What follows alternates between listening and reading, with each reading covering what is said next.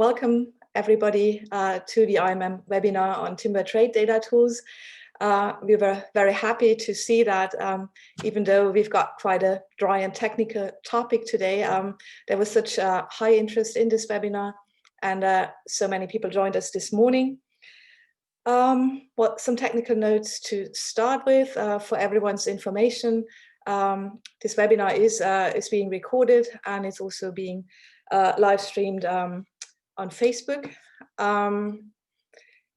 If you do have any questions during the presentations, there's a question and answer facility down here. Please use this. We might answer some questions in writing, but we will try to address all questions as far as possible during one of the two question and answer sessions. There's also a chat function down here. If you experience any technical problems during the next hour, please flag it up either through the chat, or you can also raise hands, and then somebody will help you as soon as possible. Now, before we come to our main agenda, I would like to invite Steve Johnson of ITTO to say a couple of opening words. Steve, do you want to continue, please? Yeah, thanks, Sarah. Good morning, everybody, or good afternoon where I am. I don't know where everybody who's listening is participating, but whatever time of day it is, I hope you're having a good one.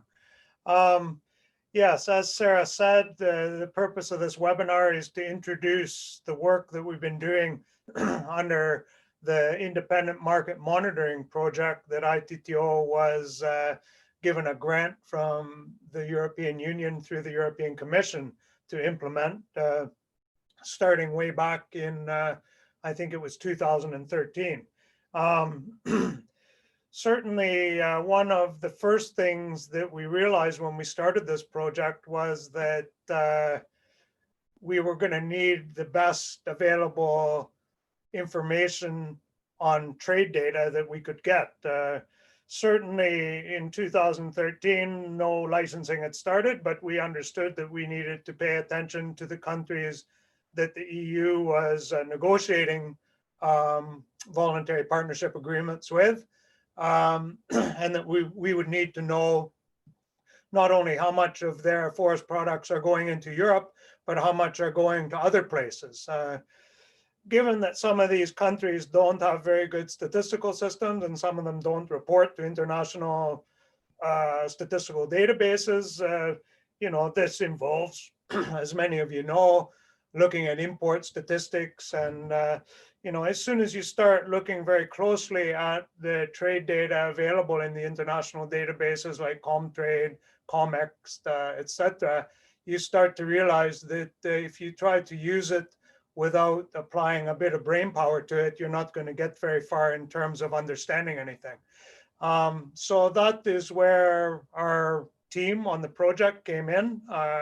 Sarah, who just talked to you, Sarah Stork, who's the lead consultant, and Rupert Oliver, our lead data analyst.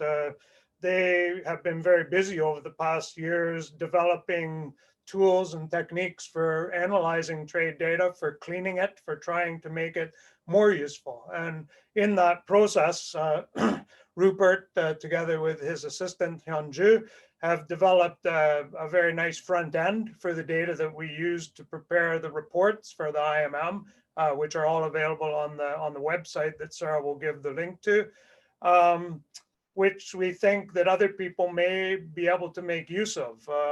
Rupert, in a few minutes, is going to give presentations on some of the recent data that we've assembled and analyzed for the trade from the VPA countries into Europe and elsewhere. And this data dashboard that he's going to present is a user-friendly way to access that data. So we would recommend that if you're interested in doing trade data analysis, you take a look at it. Of course, it may not be perfect, and we welcome many and all recommendations to improve it, because our goal in the long run is to get it as good as possible, and hopefully to make it a system that can continue even without the project funding from the EU. Having said all that, Rupert also will be presenting another database development initiative on STIX, which is a sustainable trade information exchange database. And that was developed together with a few partners, including GTA and others. And that's a bit of a wider remit. It was developed partly with the funding with the IMM project, but also outside of that. So I'll leave the rest of the explanations on that to Rupert, then turn the floor back to Sarah so we can get into the substantive discussion of our very interesting databases and all the work that went into making them what they are. Sarah, thanks a lot.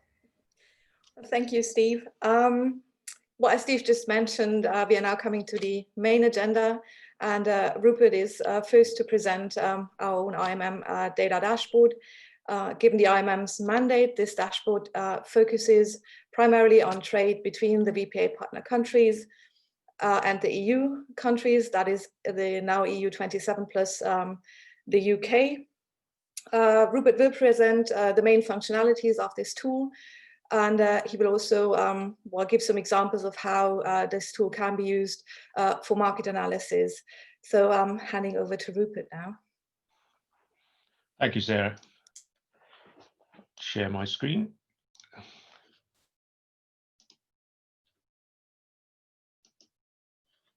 Okay, I'm assuming you can all see that. Yes, I'm very briefly going to give you an introduction to the IMM dashboard.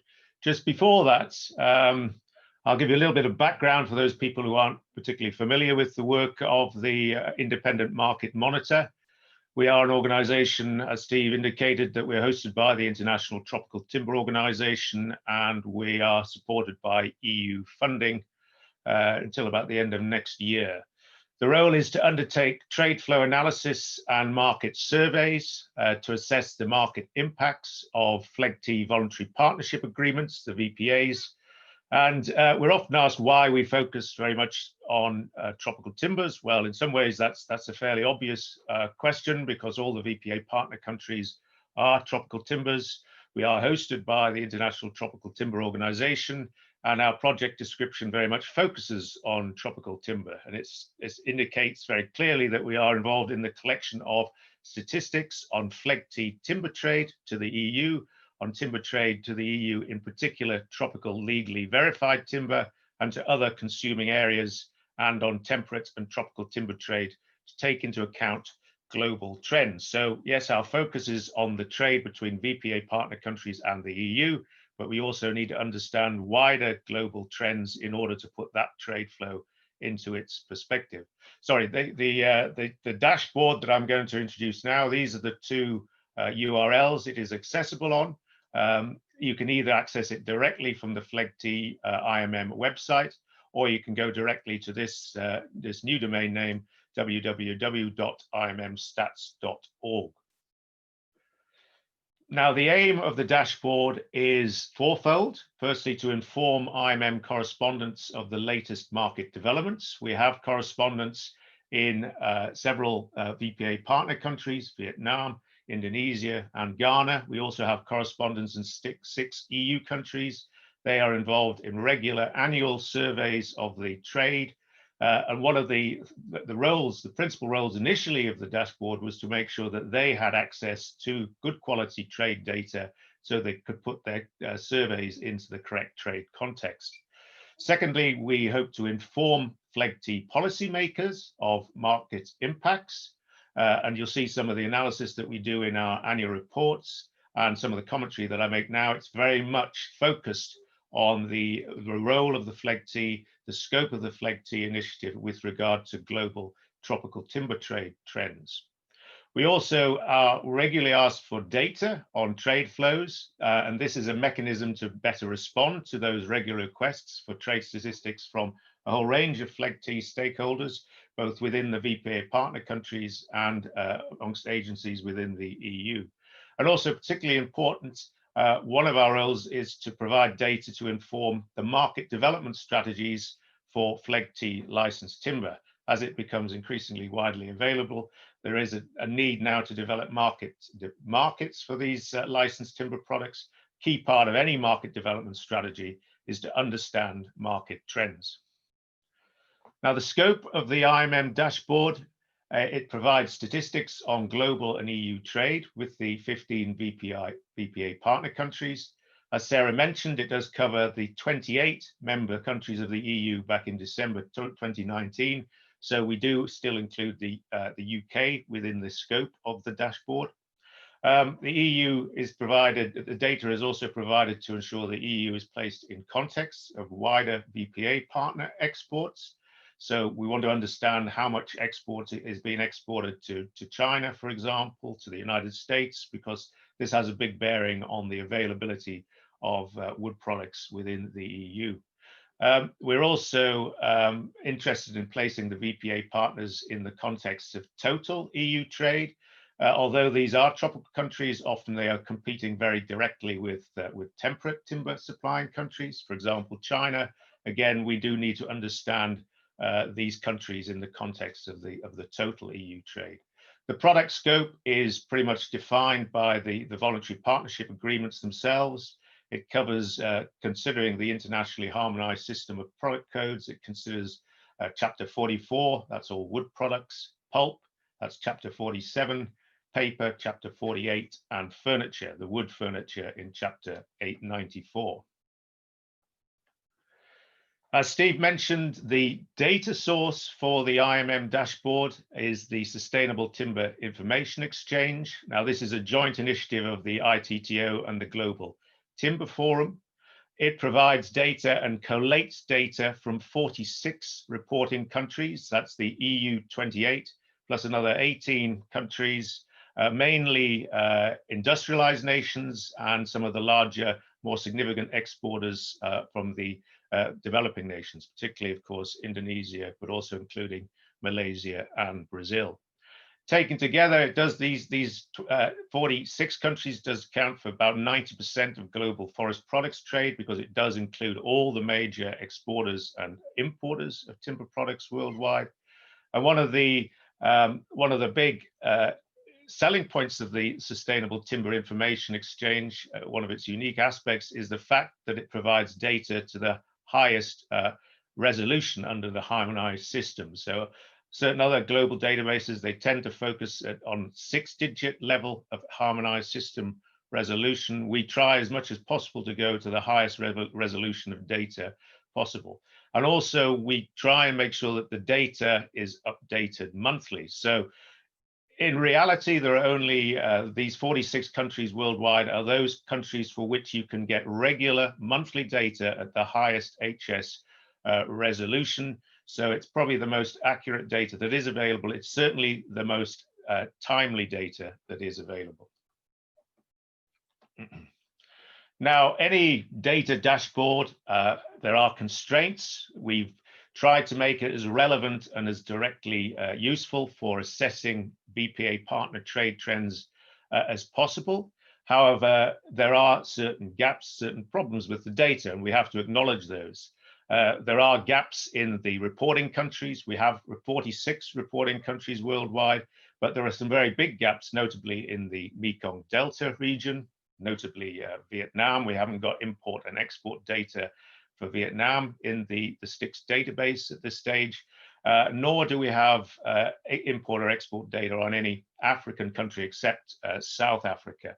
And this creates a big gap. Certain trade flows are not well captured. For example, Cameroon is increasingly exporting logs and sawn timber to Vietnam. That simply isn't captured in this particular database.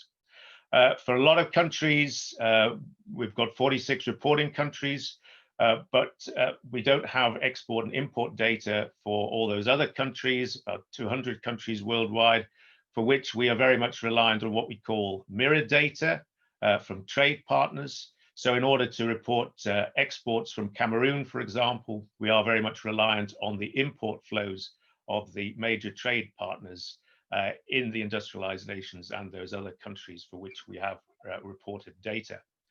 The HS code system itself has a lot of limitations in terms of separating out products, for example, from natural forests and plantations. You simply can't do that simply by looking at the HS codes. You can't separate out tropical timbers from non-tropical timbers in most product groups. You can only do that for for logs, sawn timber, veneer, and plywood. You can't do it for any of the more processed product groups, particularly for furniture, for example. And nor can you even separate exterior furniture, which is often manufactured from tropical wood, from interior furniture products, which are more often manufactured from non-tropical wood. With the result that it can be difficult to define exactly what is a tropical timber from the HS code data. We get around this in a partial sense, and it is a partial sense. We define all timber products from tropical countries as tropical timber in our data dashboard and in our various diagrams, like this Sankey diagram here. So when we talk about global tropical timber trade, we're actually talking about all timber products coming from tropical countries, and by which we mean countries which are either wholly or partially within the tropical zone. And there are some big discrepancies there. For example, Brazil, we do include it in our flows for tropical timber, and we also are including pulp and paper alongside wood and furniture products in that data. So obviously, a lot of that data, those flows from Brazil, they do not actually come from tropical regions themselves. They do not come from natural tropical timbers. They come from plantation timbers. However, I'm making no excuses for that. I'm not making any apologies for it either. Indonesia is very much involved in the paper and pulp industry itself. It's exporting, and the Fleg T licensed timber pulp and paper is also licensed and is competing very directly with Brazilian pulp and paper. So again, I think it is legitimate to consider this in these trade flows for VPA partner timber. Of course, this means with these limitations, it does mean that additional expert analysis, we can't get rid of that requirement. There will always be a requirement for additional expert analysis. So another key function of this dashboard is to make sure that any user, any analyst can download the data as simply as possible, as easily as possible, and they can do their own analysis, and they can get all the data as comprehensively as they like, or as more focused as they like. It's completely free of charge. And the idea actually is to get as many analytical eyeballs on this data as possible. And by doing so, we hope that over time, the quality of data analysis and the quality of these tools can be improved. There are also constraints with the technical systems we're using. We've already heard in the run-up to this seminar, webinar, of some of the significant issues that are still out there with some of the tools we're using. The whole system is built by Hyunju, I should say. She's the expert in a lot of the dashboard development tools. We're using a tool called R, a very, very sophisticated and powerful statistical system. The dashboard itself is made from a thing called R Shiny, which has a very, very wide range of flexible visualization tools. The database is this MySQL database. All open source, all free data, and actually it's part of the sustainability aspect of this project. We are trying to use open source database tools, making the data itself open source so that it can be operated on. It can continue to operate at a relatively small budget over the long term. But there are bugs using open source tools that can be quite complicated. We have heard, for example, that there's a bit of a problem with the STIX website. It does occasionally blank out. There's a disconnection from the server. We're still looking at how to solve that particular issue. It may be just because the server is being used more regularly now, has got a heavier load of people, that might cause it to blank out. I'm hoping that it won't happen while we're doing the demonstration later, but if it does, bear with me. It should only take a couple of minutes. One of the things about the dashboard is that you can put together queries very quickly. So if you lose your connection, you can recreate them pretty quickly. But if it's a recurring problem, obviously, we need to know about it. So please let us know if there's any problems with the dashboard when you're using it. Now, just to introduce the dashboard, I thought it was important to make a comment about the broader market situation that we're in at the moment. Of course, it's a completely unprecedented market situation. We are living through a time of considerable uncertainty.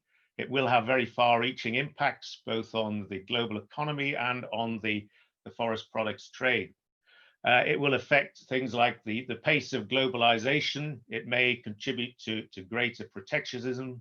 I read an article in The Economist last week, which was talking about the prospect for globalization, greater focus on regional flows and less global flows as companies, industries try and increase the resilience of their supply chains.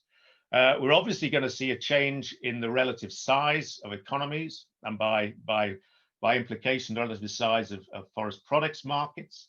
For example, China is very clearly rebounding much more strongly than other countries.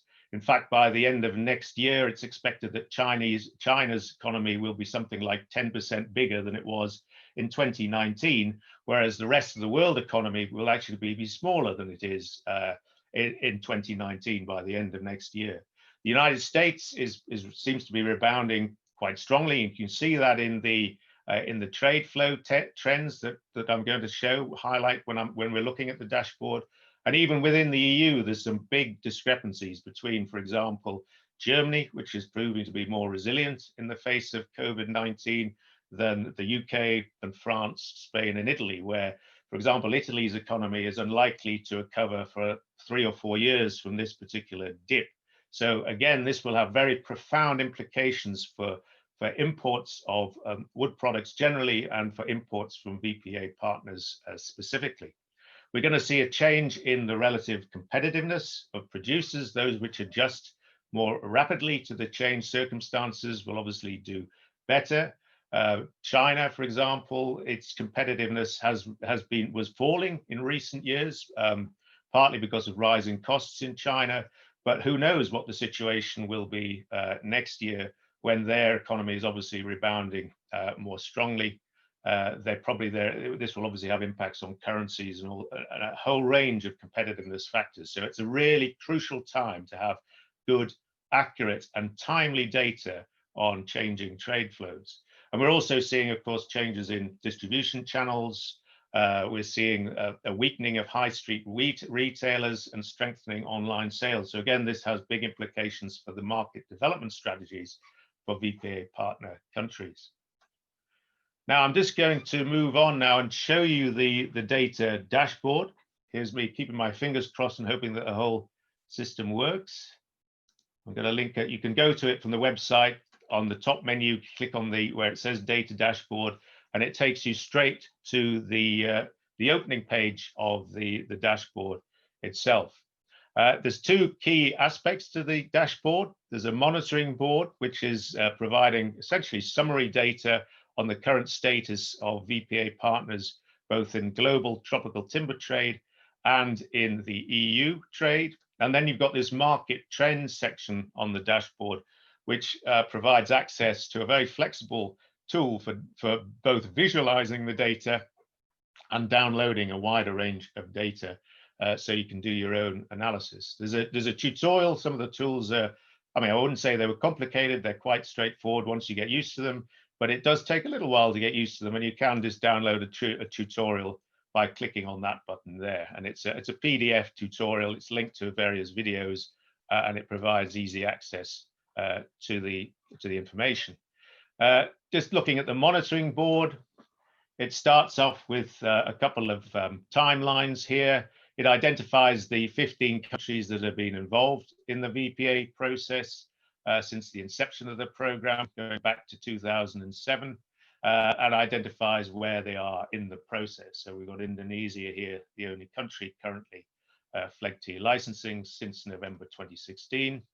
Then going further down the dashboard, there's a timeline of timber import regulations. Here we're talking about the 38 countries that use regulatory measures to eliminate illegal trade, starting with the US Lacey Act amendment back in 2008.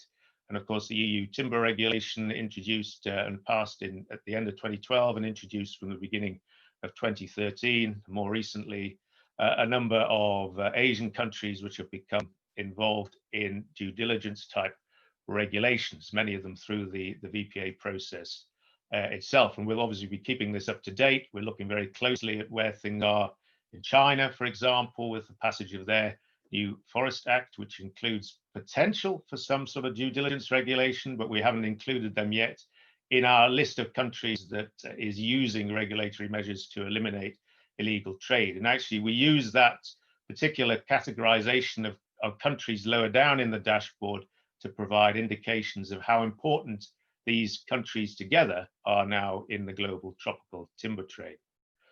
Just going down, the global tropical timber trade is summarized in one of these Sankey diagrams, provides a very useful insight into the global flows of tropical timber products. It shows exactly where and how important the various countries are with respect to the categories under the VPA partnership.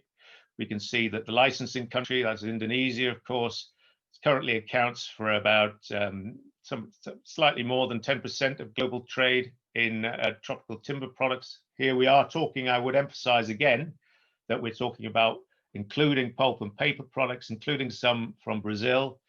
So to some extent, it underestimates the actual importance of Indonesia in the global tropical timber trade. But again, as I emphasized, it is important to understand where Indonesia does stand in relation to countries like Brazil, which do not have a partnership and yet is also exporting competing products with Indonesia. Over here, we've obviously got the main importers, and they are broken down as to whether they are regulated, by which we obviously mean whether they have some sort of due diligence regulation or not. And it's pretty obvious immediately which are the big non-regulated partners. Here is China, obviously the largest there, accounts for a large share of the unregulated products in the tropical timber trade, emphasizing just how important that the prospect of a law in China could be looking to the future. And then then they've got the EU down here, accounts for about 12%, I think, currently of tropical timber trade globally in terms of imports. And then you've got this very large import now into the United States particularly from Vietnam.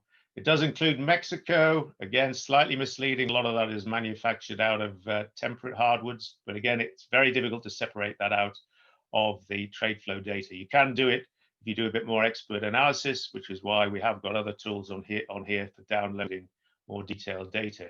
You can look at 3-monthly data. You'll see that currently the global database extends to July 2020, so it's as near real time as we can get it at present. The latest countries to report, India and the EU, have just so far got to July, and that is the latest data we have globally. You can look at the 12-monthly data, and it provides a running figure for how big the global tropical timber trade is. It's about $64 billion in the 12 months running up to July 2020. Then we can see how the global tropical timber trade has changed. We can look at it by VPA status, so we're looking at it from the export side here, or we can look at it by the import side here, by the regulatory status of the consumer countries. Looking at the overall trade, this is the COVID, what I'm beginning to call the COVID dip, and you can see it was fairly short-lived. It happened mainly in May and June this year, but already by July, the trade flows have rebounded pretty strongly, so that it never went below the level of 2015 in any single month. And it's risen again already to the very high levels that were existing nearly in 2018 and 2019. So it has been a very strong rebound actually in trade subsequent to the COVID crisis. Over here, you can begin to see where the main trends have been, breaking it down into countries which are licensing. This dark green line, very important from an IMM perspective, shows the Indonesian trade over the long term. You can see it was rising slowly between 2018, 2019, and it did decline a little bit this year, but not to the extent of other exporter countries. For example, down here, we've got, well, actually this rising trend here, very strong rising trend in VPA implementing countries. This is driven very strongly by Vietnam, which has seen a very large rise in exports, of course, over the last 4 or 5 years. And that was very seriously affected by a big dip during the COVID crisis. But again, it's rebounded pretty strongly. Up here, we've got the countries which are not involved in any partnership. And again, trade was rising very strongly until the beginning of last year. And this is made up of two sets of countries. Really, a lot of the partners selling into China, countries like Papua New Guinea, Solomon Islands. There's a big rise in log trade from those countries until the beginning of last year. But then China's economy was slowing last year, and that did begin to decline. And then down here we've got negotiating countries like Malaysia is probably the principal one here, which has been a slow slide in trade globally. And then there was quite a big dip during the COVID crisis. This is looking at the trade, the same data set broken down by the regulatory status of consumer countries. Down here, we've got the EUDR countries, the EU 27 plus the UK, and we can see there was actually quite a rise in tropical timber imports until about the beginning of last year. And then it did slow. The market did slow in the second half of last year, and this is the dip here. Again, there is a bit of a rise already in June and July this year. This is the other regulated markets, the principal one being the United States, but also including Japan. And this rise was driven very much by imports from Vietnam into the United States, and then a very, very sharp dip in May this year. That was particularly driven by a decline in imports into the United States, particularly from Vietnam, but a very sharp rise, very rapid rise. And then we've got non-regulated countries. Again, this is principally driven by China and to a lesser extent India. And there's the rise into the Chinese market until about the end of last year and a slowdown, but then also quite a strong rebound this year. Where that's going to head, we do not know, but it's likely to continue upwards given the strengthening of the Chinese economy. Then moving down the dashboard, we can see the EU 27 and UK imports. We can see the trade flows here. It's another Sankey diagram. This is showing all imports into the EU of all products and putting the licensing system into perspective. But there's this gear symbol over here. You can alter the parameters here. You could just want to look at tropical timber, tropical countries only. You look at that, that's probably in some ways more interesting because it focuses in much more specifically on the partners, the countries which are competing with the VPA partners. Got Indonesia here. It shows how the trade breaks down between wood, furniture, and paper products. We've got Brazil up here, and again, this diagram does really emphasize how much of the import is pulpwood. A lot of that from outside tropical regions, actually, but it is pulpwood and paper from Brazil. And then we can see how other countries sit in relation to the VPA process. And over here, obviously, we can see how important the various importing countries are, the UK being the largest single importer, followed by the Netherlands. Again, we can change the time scale. That's the last 3 months. We can look at the 12 months to July 2020. We can look at tonnage data as well as euro data. We can narrow the range of products to those which are the ones which are covered by the EUTR within those 4 chapters, or we can look at all the products in those 4 chapters under the HS system. So a lot of flexibility or a certain amount of flexibility to change the parameters there. And down here, you've got the quantitative data is shown in tabular form.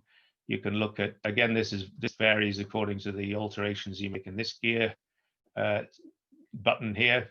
And again, you can look at the actual quantities as defined by the units that you've already selected and the product groups and by the EU countries. So you get the actual numbers here. And then this is a useful little chart. It shows how EU 27 and UK imports have varied in comparison with total trade from outside the EU or total tropical trade. Or all trades. That actually includes all the intra-EU trade as well. I find the tropical diagrams particularly interesting because it does put it's clearer what's happening with licensing timber, for example, in relation to total EU flows. And you can see here, this is the flow from Indonesia, how it's varied on a monthly basis to July. And actually, the EU imports from Indonesia during the COVID crisis have remained actually fairly stable. There's been a bigger dip with the implementing countries and the negotiating countries and the non-partnership countries. So that's the monitoring board. Moving on, we click on here, we can go to the market trends system. And this is designed, as I said, to make a wider range of visualizations available, to provide access to the raw data itself. You can see some quite interesting trends using the charts and visualizations here. I'll just demonstrate a couple of these. Just to emphasize, initially you've got 3 different data sets you can choose from. You can look at the EU 27 and UK imports, that's the whole of the EU. This data is basically from the comics database with a certain amount of validation by IMM. Or you can look at what we call the exports from VPA countries using the mirror data, because as I emphasized before, a lot of these VPA countries, we don't have regular data reported by those countries on a monthly data basis in accordance with the harmonized system. So in order to get timely data for those countries, we're relying very much on the trade data reported by their trading partners, by the 46 countries in the STIX database. And then we have got full data on Indonesian exports reported by Indonesia. You can get that data here as well. So just to illustrate one of the tools for selecting the data and visualizing it, we'll start with the EU 27 and UK. Say we want to look at all imports from outside the EU into the EU. That's quite easy to do. We can just select all the importer countries here. And you've got this useful little tool here that shows you how many countries are selected. We've got 28 of 28 countries selected. And this is the partner countries for the EU. And we want to look at all countries outside the EU. So we can select all of those. And then you can look at the filters here and you can choose a special group, the EU 27 and UK, and then we deselect them. It's a little bit counterintuitive, but it's the way to just limit yourself to all countries outside the EU. So you can deselect all those. And if you look up here, we've now got 218 of 246 partner countries for the EU. So now we've got all trade between the EU 27 and non-EU countries. And then down here, we've got a system, a hierarchical system for selecting the data, very much based on the harmonized system. These are obviously the harmonized system chapters. So if you want to look at all wood, you can drill down to this is the 4-digit level into the harmonized system. You can go into more detail. Actually, we try and split it up as much as possible by species, which we find particularly useful because it does help identify and isolate tropical wood from non-tropical wood in the trade flows. But at the moment, let's just look at all wood products. We can select them all like that, and let's look at all furniture products. Incidentally, this is limited, although it's chapter 94, we do limit the data very much to the wood products in chapter 94. And then you've got the period. You can either look at annual data. For EU data, it does go all the way back to 2004. We're going to look at monthly data here because that's particularly interesting for analyzing the COVID trends. And we can just select that. Oh, it's not changing. It is changing. There we are. We'll just set that to July because I know that's the last month for which there is data for the EU. And if you apply that, it will come up with some charts. Just to mention that a lot of the work that's been done under the STIX initiative, a lot of that work has been designed to harmonize the data sets. We've been trying to harmonize the value data sets. They are harmonized because a lot of the countries obviously reporting using different currencies. We've harmonized it so you can see all data in either euros or US dollars. But the quantity data in the STIX database is not yet harmonized. That is something we're planning to do at a later stage. but that will allow in time common data sets for quantity and for tonnage and roundwood equivalent volume. Now that's showing all imports of wood and wood furniture into the EU from outside the EU on a monthly basis. That's in euros, that's in US dollars. And because we've got consistent, we have already within the comics data set, we already have consistent quantity data. We can also show the data in tons. Let's see, it takes a little while to work it out. You can see there has been a consistent rise, and this rise has continued even during the COVID era, which might be a bit surprising to people. But if you can narrow down the data so you can get an idea of why that might be so. So let's look at what the products are within that data. It's quite useful to look at 4-digit level, because that will identify down to whether it's plywood or chips and fuel wood or whatever it might be. And it's being a bit slow today. Maybe more people are using it than usual. Here we go. It's been a bit slow. Let's see. Something to think about that. There we go. Yeah, and that's just showing, that's still just showing the total. Here we go. That's it. Yeah, I had lots to think about there. That breaks down the chart into products at 4-digit level. It's actually a very busy chart, so you might want to limit it just to the top 5 data points, for example. Again, it is taking a while. I think more people are using it today than normal. There we go. And you can also see, this is actually showing the monthly data. Actually, is already revealing quite a lot of the trends behind the data here. You can see here that the big dip this year in imports was due to other furniture and furniture products here. We've got the sawnwood has actually remained remarkably stable, actually, even during the COVID crisis. Down here, you've got, this is the plywood trend, spikes in every January. That's probably due to the softwood quota system, which means that there's a lot of softwood comes in, particularly from Brazil, early in the year. And then if you want to look at, you can look at longer term trends just by clicking on rolling averages here.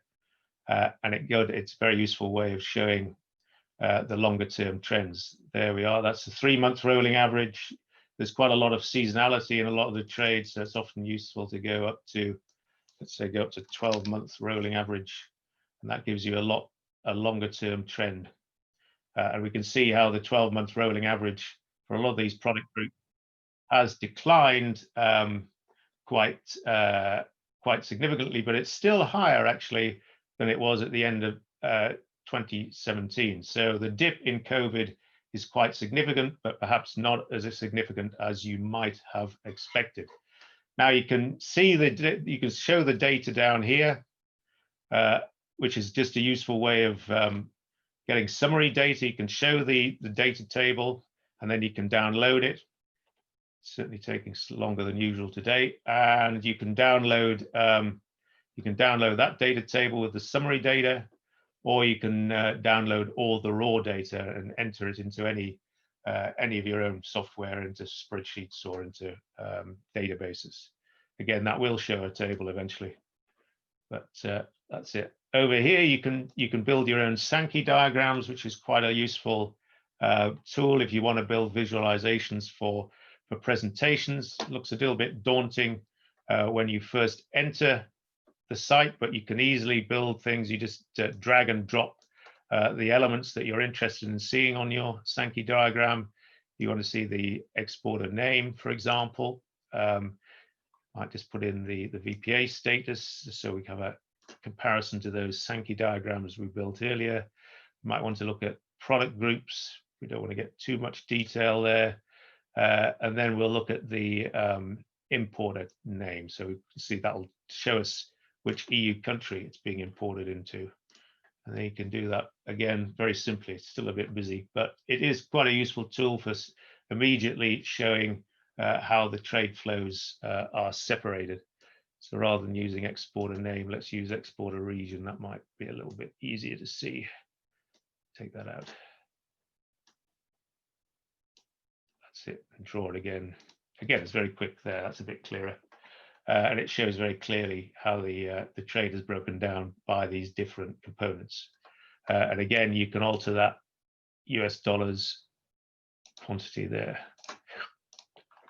So that essentially is the IMM dashboard. Any questions? I'm more than happy to answer any questions at this stage. Hopefully there are a few on the Q&A, and I'll hand over to Sarah at this point. Yes, Rupert, there are a couple of questions actually.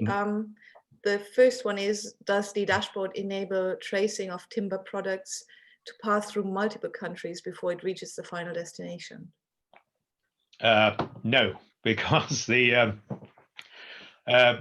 trade data that we have doesn't actually do that. We don't know how much is re-exported. So there isn't, as far as we're aware, well, actually we know for a fact, there's no way of actually looking at internal trade flows in and out of a country without doing detailed survey work. And I know that question probably relates particularly to countries like China, to Vietnam, heavily dependent on imports. We have no way of showing how much is being re-exported unless there is some more detailed data on the species involved. And some of these countries, they do have more detailed data at a higher digit level on the species. So obviously, if it's oak being exported from Vietnam, we can tell that it's not produced in Vietnam, but beyond that, we haven't got a way of showing anything more detailed than that without detailed survey work.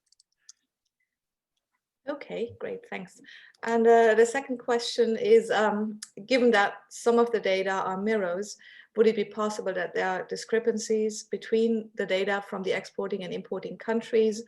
And how can or will this be reconciled? Yes, we haven't. This system doesn't focus on the trade discrepancies. I think the point is that the data is, we're making the data freely available. So other agencies that are particularly interested in looking at trade discrepancies can have access to that data. Our interest in these particular dashboards has been to focus on broader the broader perspective of where the VPA countries stand in relation to broader trade flow trends, and to look at and to provide the latest data as quickly as possible so that it's particularly useful for market analysis. But as I say, we haven't specifically focused on trade flow discrepancies in this system.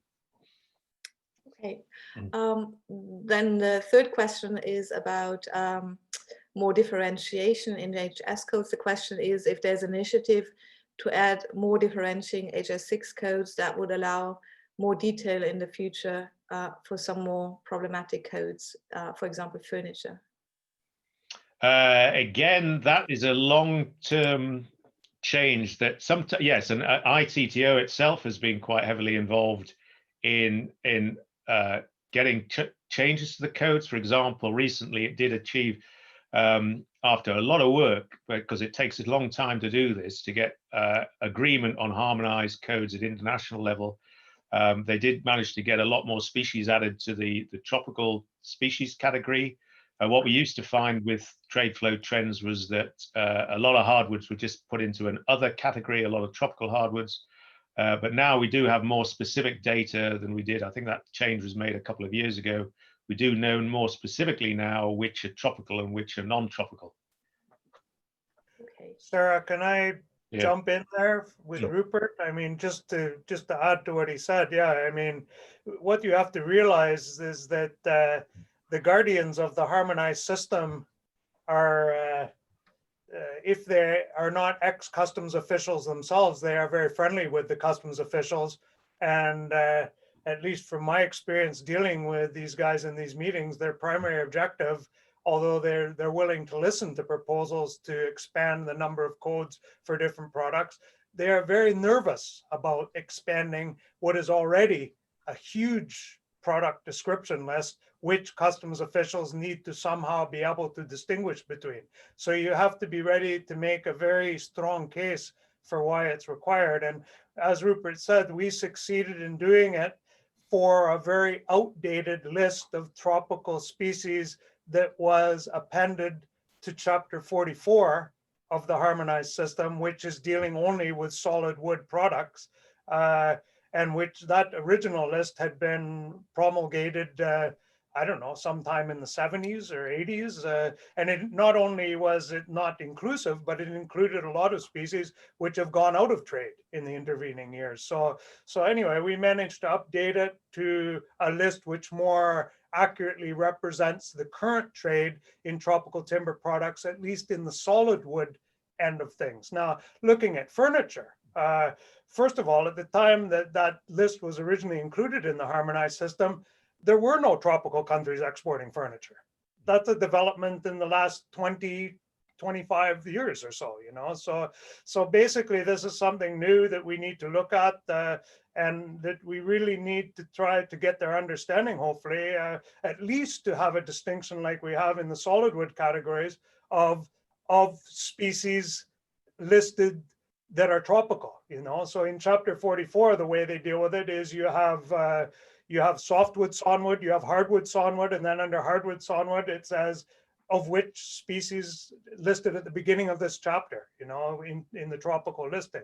So at least something like that would be useful, as Rupert says, to be able to distinguish which part of furniture is tropical and which isn't. But it's going to be a long road to hoe, I expect, because as the charts show, the solid wood sector is much smaller and maybe easier to manage than a huge furniture sector, which is dominated still by non-tropical countries. Okay, thanks, Steve.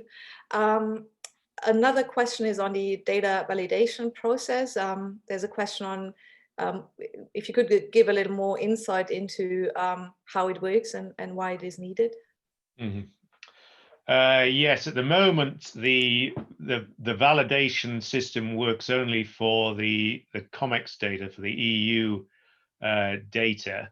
The reason why it's needed is that quite often are discrepancies, particularly in the volumetric data, which are fairly obvious because the volumetric data simply does not align with the tonnage data, and it's completely out of line with what you'd expect just from physical density. So we can tell from that there's a problem with some of the volumetric data. So we do have an algorithm which simply runs through the data, looks at unit values, and looks also at average densities, checks that they're within boundaries, which we work out boundaries by looking at historic data, and we use those boundaries just to remove the outliers. And usually it involves quite a lot of change to the volumetric data, which incidentally we're not actually making available yet through these various dashboards. We're relying still very much on the tonnage data and on the value data. Having said that, we do use this algorithm for our own internal annual reports. So there is a validation routine. It makes fairly minor amendments actually to the COMEX data now. The COMEX data is now pretty accurate. We don't have many problems with it. This is a sort of legacy of 5-10 years ago when there were bigger problems with it. It does seem better than it was.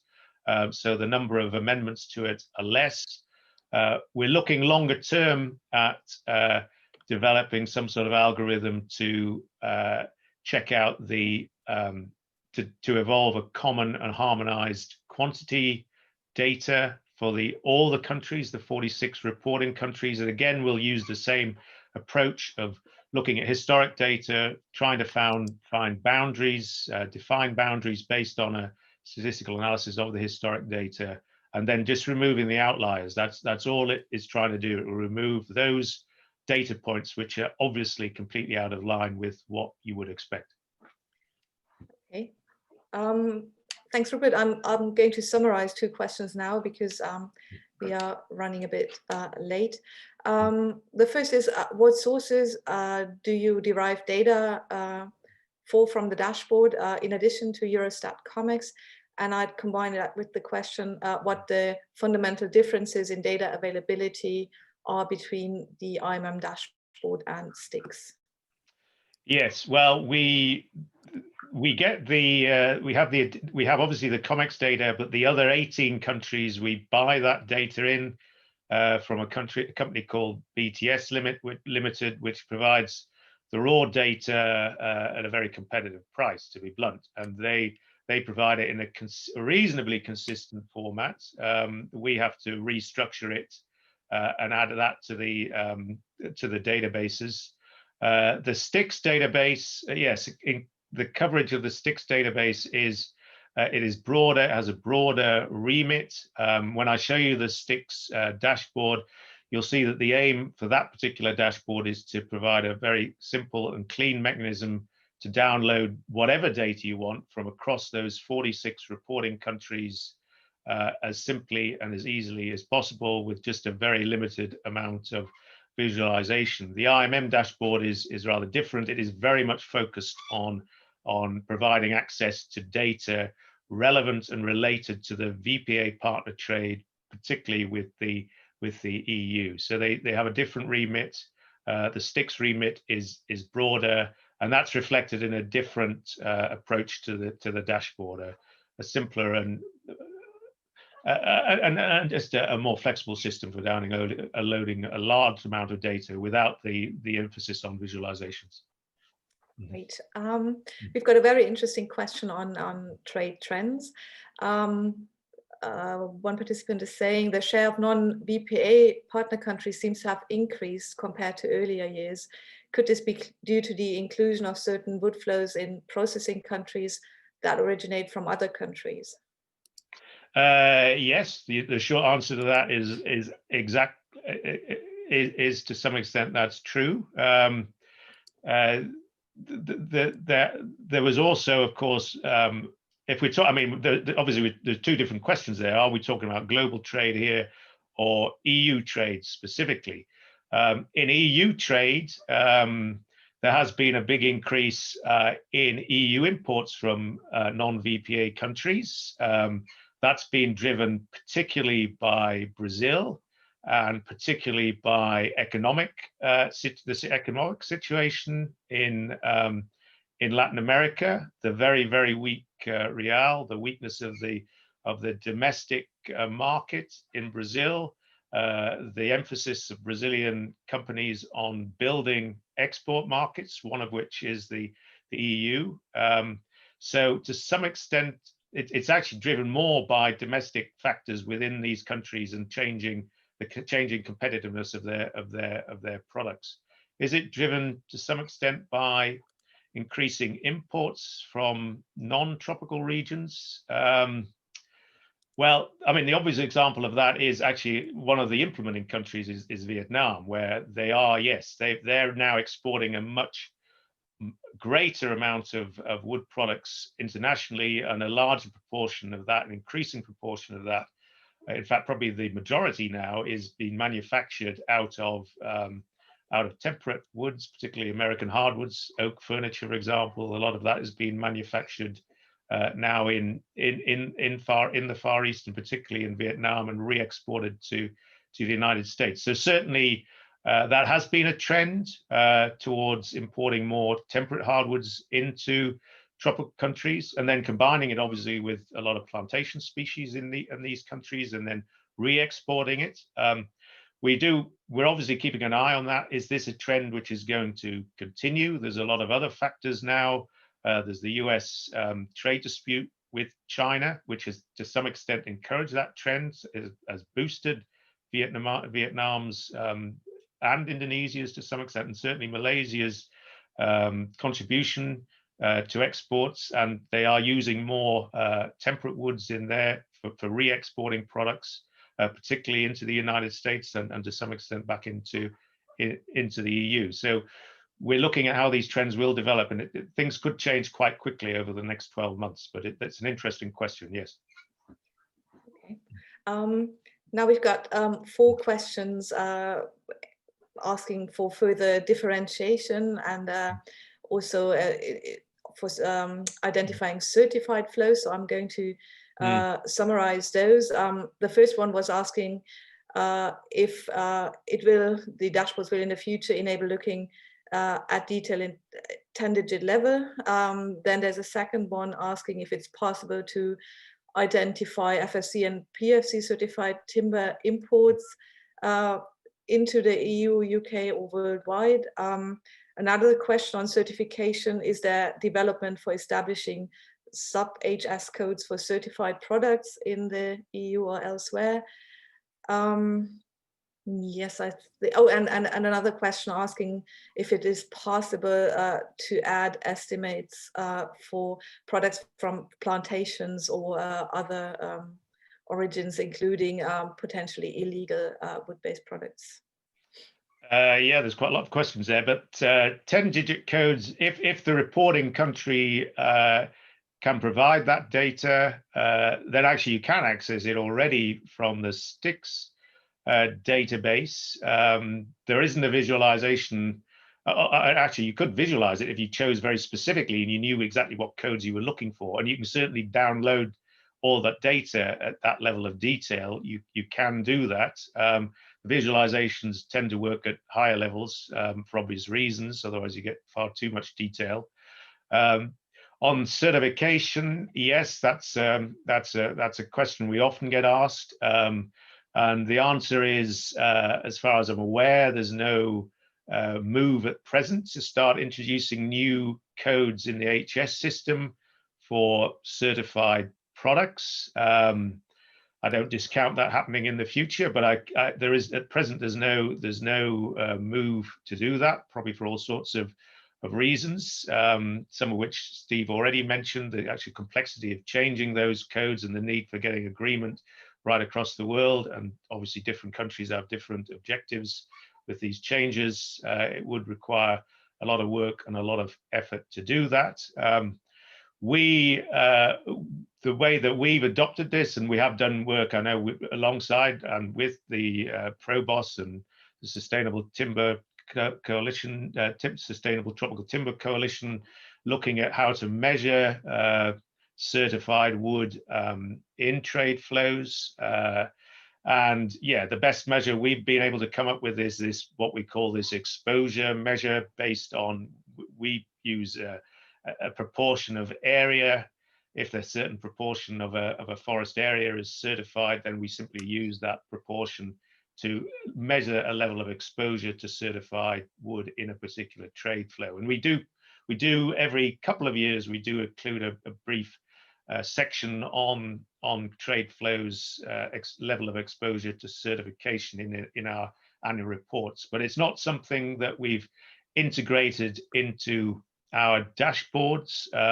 We have focused very much on providing data, which is formal data provided by reporting countries, and it would require quite a lot of work and agreement. We'd have to reach some sort of consensus on which flows do we report on, which do we not, what certification systems do we include in those flows. It's quite a technical bit of work, probably quite a lot of politics involved. We haven't got engaged in that ourselves. It's something that could be done in the future, but it's not currently on the agenda, certainly not with IMM. Great. Yeah. Okay, we've more or less run out of time now, so just very briefly, sort of 30-second answer to the last two questions. Question from Ghana. Ghana reports monthly exports. How come there's no data from Ghana on the dashboard report? And then the second question, who would you say are the key user groups for the data dashboard? Yes, well, the Ghana one is yes, they do. I mean, they do have reports that are not actually, they're not provided based on HS codes. That's the point. What we're really looking for countries is to provide the raw data based on HS codes in a readily available form. And that's what is lacking a lot from a lot of countries. In fact, what really got this work started was the work done by the EU to produce the COMEX system and the bulk download facility that they provide, which provides all the raw data on exports in a CSV file that you can download and upload to your own databases and manipulate and assess and and validate. It's these sort of systems which ultimately make things like STIX and the Imm Dashboard work. What we're really looking for is that sort of unprocessed data made readily available. And Ghana isn't yet doing that. It would be great if it could do that. It does require work by the statistics departments of the countries concerned. And maybe in time, that's something for another project, getting more countries to develop these data download, data dump facilities in a sort of common format. It would be quite useful. Okay, and the other great. question? Oh, sorry. Yeah. Um, Oh, who's the main users? Sorry. Yes. Oh, yeah, sorry. Well, we're looking obviously at stakeholders that have been asking data for the IMM ever since we started. We've got a lot of agencies that are involved in assessing the impact of the FLEGT initiative. We've got a lot of interests in the VPA partners countries themselves that are both interested in the impact of the VPA partner initiative, and also interested very much in the market development strategies for FLEGT licensed timber. Having this sort of level of access to data is very useful if you're developing any sort of market development strategies. But there are other agencies, certainly the STIX database has a broader remit. I think there's certainly, hopefully there will be a lot of interest from trade associations that are very much involved. For example, in the Global Timber Forum, this provides a quick and easy and cheap way to access very good quality data, timely data, which they could integrate and supply to their own members. So there's a whole lot of people, I think, that would be interested in this data. Hopefully we will see more people using it. We're trying to make it as accessible as possible. So yeah, we're always interested in ideas for other people who might want to access it and use it. Okay, thanks, Rupert. Steve wanted to make a quick comment on Chinese trade flows, and then after that, Rupert, can you then straight away start your second presentation on the STIX database, because time's a bit tight at the moment. Steve, please. Yeah, I'll be very quick, Sarah. I realize that the time is running out, but yeah, I just wanted to point out on the question about wood coming in from non-VPA members. Of course, a lot of wood, just as Rupert said about Vietnam, is exporting a lot of non-tropical wood. There are countries like China that are exporting a lot of tropical wood, you know, based on imports of tropical logs and other products. So I think, you know, as we look in the IMM at what's going on in the tropical timber trade, we're obviously keeping a close eye on China. And luckily, we can get fairly good statistics from China. Just quickly, while I have the floor, I think on the issue of why don't we have data for Ghana, I just add to what Rupert said that, you know, I mean, of course, there is an international database which provides trade statistics for most countries, which is run by the UN and called Comtrade. Unfortunately, it's not very good. It's never timely. It's often a year or more out of date for the countries, and many countries don't report to it or only provide partial and unusable data. So it's nowhere near where the data that Rupert is talking about is. And what we need to be able to run this is data that we can get more or less up to date quickly. We can't wait for a year, and that's why we are paying for 18 countries to get the data that we can't get through the COMEX system. So right now, certainly ITTO would like to see all the tropical countries reporting regularly their trade statistics into the UN system so that we could provide more timely analysis. And that would also allow us to undertake the kind of trade discrepancy reconciliation, or at least highlight trade discrepancies that somebody asked about. Unfortunately, we're not there yet. Thanks, Steve. I'll just move on straight and share my screen, and then we'll look at the, I'll quickly show you the STIX system, which is at www.stix.global. There we are.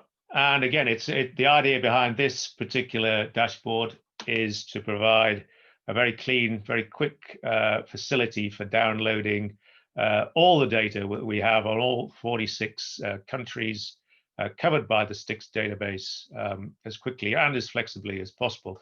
A lot of the systems, it's built on the same platform as the Imm dashboard. It's also built on the Shiny platform. A lot of the selection tools are very much, they parallel the ones I've already shown you on the Imm dashboard. Again, you can select the flow here, the interval, whether annual or monthly.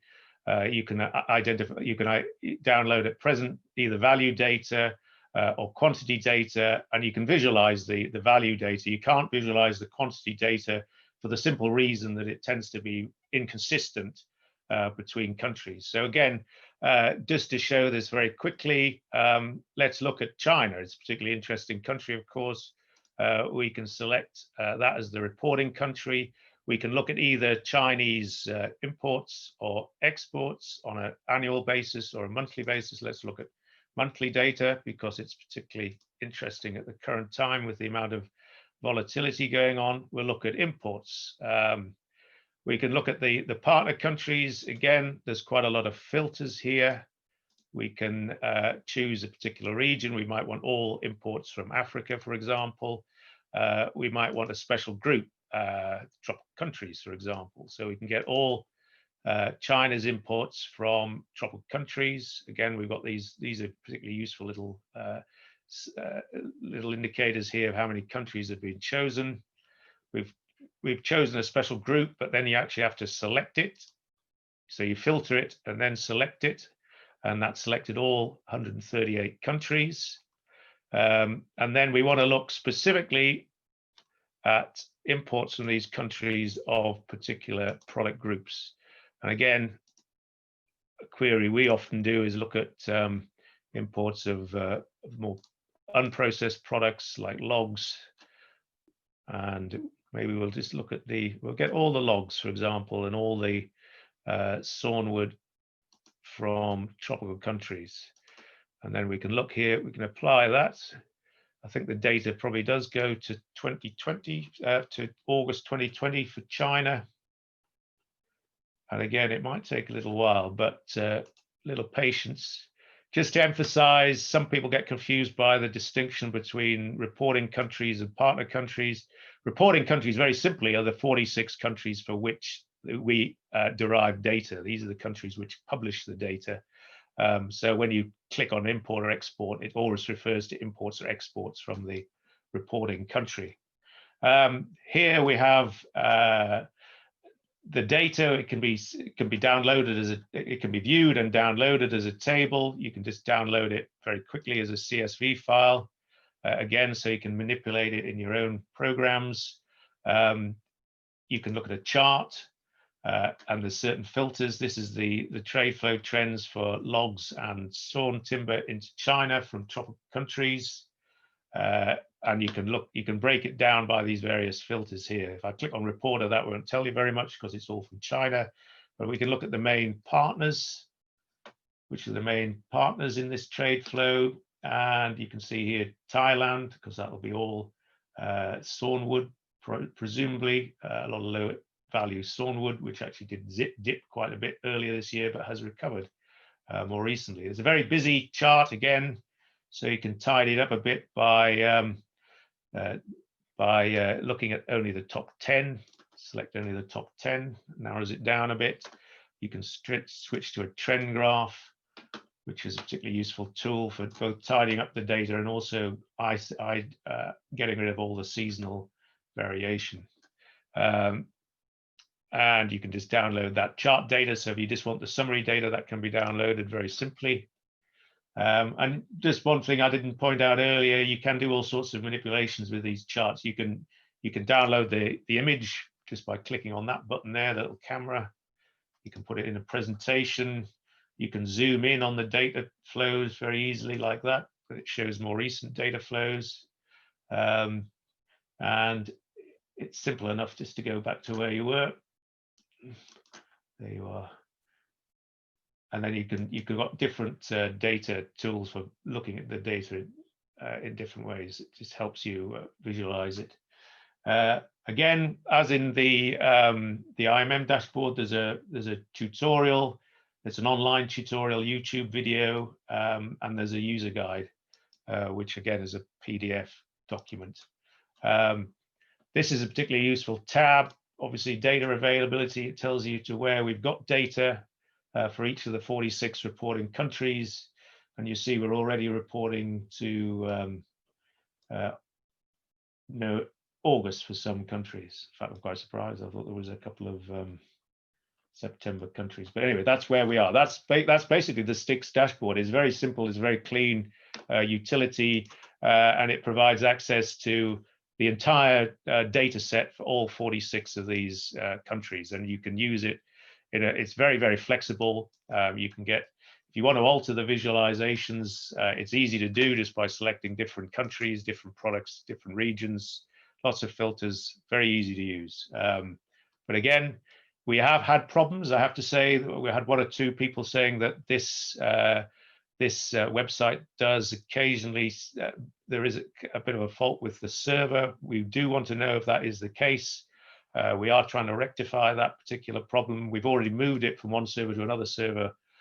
We might have to do that again. If more people are using it, I suspect the effect, it is actually putting quite a lot of drain on the data capacity of the server.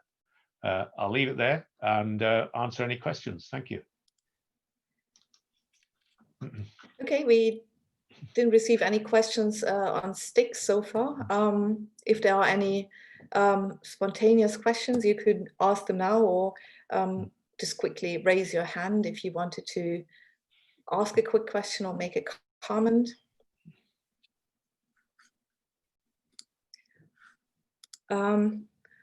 Otherwise, I would move on. Oh no, there's a question, hang on.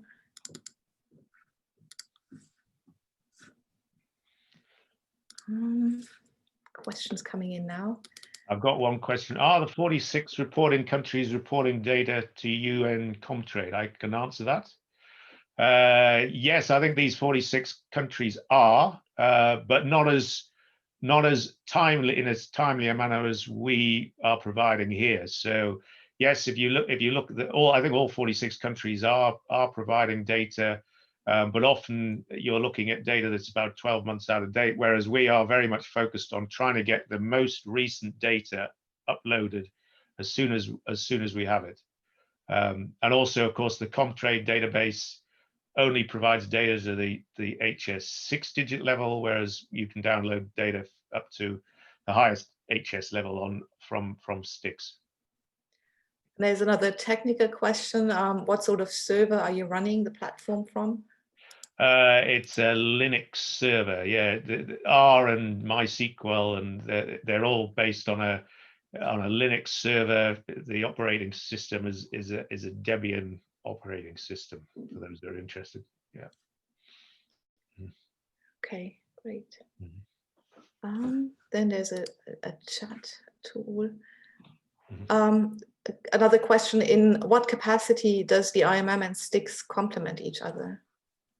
Well, as Steve mentioned right at the start, and just to emphasize, yes, STIX provides a larger flexible tool for this downloading data for all 46 countries. It provides the sort of global database from which IMM draws the specific data, which is of particular interest for monitoring the impact of the VPAs on trade flows from VPA partner countries. It's as simple as that. One has a very specific mandate. The other is a much broader mandate to serve data as efficiently and cheaply as possible to as wide a range of people as possible, to get more analysts involved at looking at this data. I think one of the issues that we have in the timber trade generally, in the timber industry generally, in the forest products sector, is there's often not enough people looking at this data, using it, improving it, and this we're hoping will improve that sort of situation. And Sarah, just quickly again, I mean, especially if we start including data for example, tropical countries under STIX and in the data dashboard. That what Rupert just said will be even more important. And I think basically STIX is the where the data comes from to go into the data dashboard. And the reason we developed it was to try to make available what we were using to everybody else who wanted to work with it. And what I will just remind, and I'm not sure even if I should do this, if anybody from BTS is listening, but we are paying for that data to get the data that countries report to BTS before it goes into Comtrade and other publicly traded, publicly available databases. COMEX, I think, is pretty much available to anybody who can get into the system for the EU countries, but the other 18 countries we are paying for. ITTO and the IMM project is paying for it, and we're making that data available in almost a real-time basis on the STIX website. So if if you're in a situation where you absolutely need to know what is the latest monthly data for such and such a country, it's a good place to go, because otherwise you need to go and pay BTS the same way that we are. Pretty sure what I said is right, Rupert, but correct me. Yes, it's right. And it half answers the last question we just received, which is where STIX data derived from, although it's not all just BTS. So Rupert, maybe you can elaborate a bit. Well, it's BTS at the moment. It's BTS, three sources actually: BTS, COMEX, and the UK Her Majesty's Revenue Service. So the UK does no longer reports through COMEX. But they have sort of replicated the bulk download facility, and actually we would be interested if anybody knows of other countries that are doing this sort of bulk download and can point us towards that. We would be very, very interested, and obviously we would like to add that to our database. But we do keep quite a close eye, and as far as I'm aware, there are no other countries doing what COMEX and the UK do in the same way. They all have their own databases. Some of them are very slow. Some of them are difficult to access. A lot of countries just like putting out PDF reports. They don't provide it as raw data, digital data, which is what we need actually. Thank you. Yeah, I think that more or less answers the next question we got. The question is, why isn't there, or why aren't there agreements with tropical countries to get the raw data directly from them? Well, again, I think it's often a question of capacity. I mean, the EU has quite a lot of capacity for statistical processing. The UK has a lot of capacity to do this. They have systems. They have technically qualified staff. They pay money for these people to do that. Obviously, there's always an issue with technical capacity in a lot of tropical countries. I mean, countries like Gabon, for example, hasn't reported even to Comtrade since 2009. I think is the latest data you can get for Gabon, for example. So actually, I mean, in my view, it would be worth these countries' while. It would be worth supporting these countries to develop this sort of statistical capacity. And actually, if there was more development support for this work, to my mind, it would go a tremendous way to enhancing sustainable trade, because we lack transparency often simply because we lack the capacity where it's needed in these tropical countries. Steve might be able to add to that. I don't know. Yeah. Well, again, I know we're running out of time, but I can only concur with what you said and say that this is something that ITTO takes very seriously, and building statistical capacity. It's one of the main things that I personally was in charge of for a lot of years. However, the fact is we're talking about two kinds of capacity. One is the capacity to provide the statistics in the first place, even on an annual basis, maybe 8 to 10 or even a year after the year is over. That is one thing which you just mentioned Gabon has been unable to do. And Gabon, it's not fair to pick on Gabon, because there's a lot of countries in the same boat. Some countries have never in the history of Comtrade provided any data on any product, let alone forest products. I won't name any names, but it's true. So the bottom line is that ITTO's priority is to try to deal with those countries that are not yet even able to to produce annual statistics reliably on an ongoing basis. Then when we get that problem solved, if we ever do, we can try to focus on getting them to be able to report, within 2 or 3 months after the month is over, so that we can have the kind of data that we now have in STIX for 46 countries.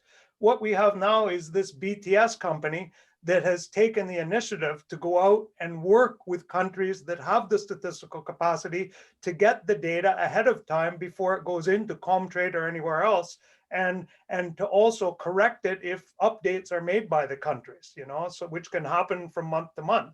So we are buying that data from the countries that it's available. Now, if you're ready to wait, then you can wait for, I think Comtrade does an annual update of their database. So if you can wait, then you only want annual data, no problem. But if you need more timely data like IMM does, then the option is to buy this. And so far, the countries that have this data available reasonably timely and reasonably easily, in other words, you can pay for it and get it, is the 46 countries we're getting it for. Certainly, if you think that your country, if you're listening and you think your country is able to provide data in a computer readable way, then contact Rupert. He would be glad to hear from you.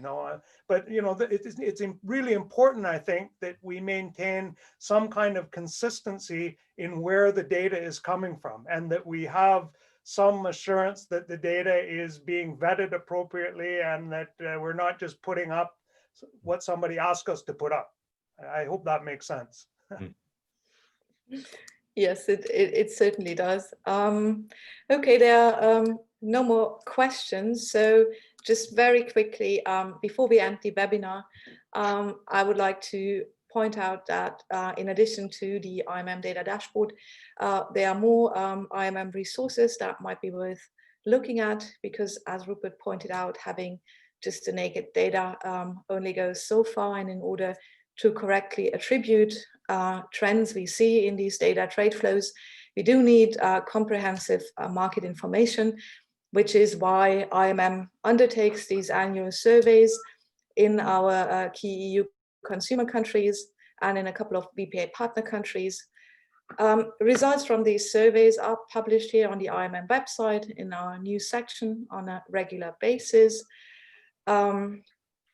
They're also published in more detail here in this resource section we can access over here. The resource section really contains all IMM reports that have been published since the beginning of the project. They are the background documents, which comprise the indicators that the whole IMM is based on. We have all our annual reports. A new report will be added here in the next couple of weeks. There are special study reports on topics that were identified to be of particular interest by our surveys, for example, the furniture sector, public procurement, and so on. 2 new studies will also be added here in the next couple of weeks. One follow-up study on the furniture sector, and a study on flagged impact on forest sector investment with a particular focus on Vietnam and Indonesia, with very interesting results, might add at this stage. So all that can be found on our website at flectimm.eu. And before you all leave now, I would like to ask you to participate in just a very quick poll. It's just 2 questions on whether you find the webinar helpful, and if you think you will use these tools in the future. We'd very much appreciate just to get some quick feedback from you. Also, if there's anything you wanted to add, please drop us a line and let us know what could be improved and where you might need more information. Well, now thank you all very much for participating today, and wish you all a very pleasant rest of the day and rest of the week.